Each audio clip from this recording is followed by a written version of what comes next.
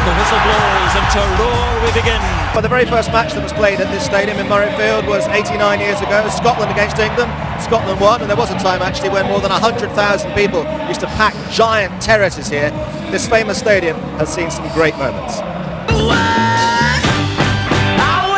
Perfect day for watching and playing tennis. Tout à l'heure, merci. Good evening. The first day of June, of summer, of Roland Garros looking like its true self.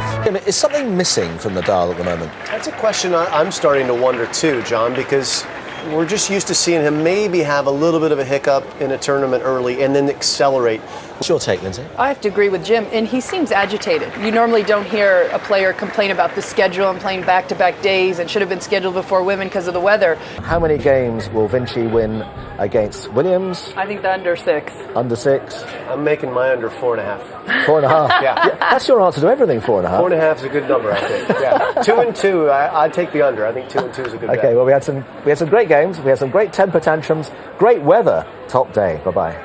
And Paul Grayson is actually commentating this afternoon for our colleagues on Radio 5 Live. Now you can see that we're down at pitchside, and if we go across the running track here, which is one of the idiosyncrasies of Murrayfield, up in our commentary box here on BBC Television are Brian Moore and Chris Patterson. Afternoon, guys, how are you? Good afternoon. We're probably warmer and drier than you. Yes, you are. That's a very good point, Brian, because it's pouring with rain now, and this is not going to be an afternoon for the backs.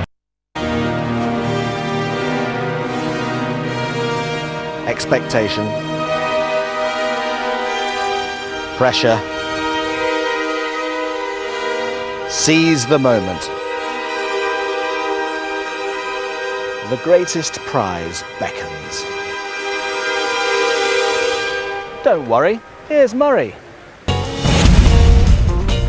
And for fans of Purple Flowers, there's a lovely shot just to kick things off. And after all the drama of yesterday, we had nobody taking anything for granted today in the men's and ladies singles. Two former champions here to discuss the events of today, and both their countries have agonising evenings ahead of their big World Cup matches tomorrow, which we will maybe just drop into the conversation a little bit later on. The huge cheer you can hear behind me actually, with all the Union flags being waved there, is for the men's 8 who are holding the Union flag aloft there after their victory in the last race of the day on this World Cup regatta afternoon at Eton Dorney. Listen, thank you very much to both. It's been great to be back here and relive a lot of memories with a lot of medalists from last year. I kind of feel we should be heading off now to watch some handball or Greco-Roman wrestling or something, but that was very much then. Today is about now and it's about the future, and British rowing is in pretty good nick. Bye-bye.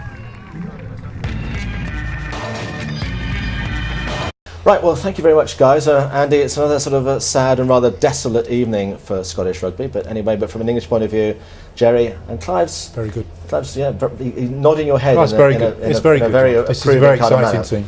All right, well, we will be with you in Paris tomorrow from 2:30, but as I say, if you have any contributions to make about Ireland today, looking very impressive, from Wales, from Scotland, from England, give us a shout now on the forum or on the red button in 1 minute's time.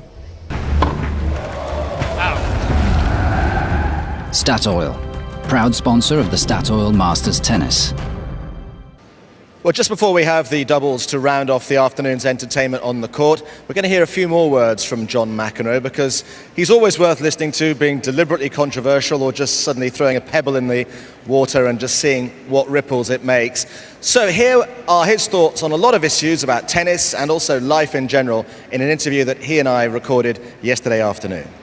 John, you're not averse to ruffling a few feathers now and again, either deliberately or just malevolently, but your comments about the future of doubles in Grand Slam tennis has attracted an awful lot of attention, because you did question whether in a few years' time there might not be any doubles events in Grand Slam tournaments. Was that a genuine thought, or were you just kind of just throwing it out there? I think it was both. I love doubles. Doubles helped my singles and helped me become the player that I eventually did become. You've dug yourself a very big hole there, but somehow you've dug yourself out just. Listen, well, here's the next year anyway.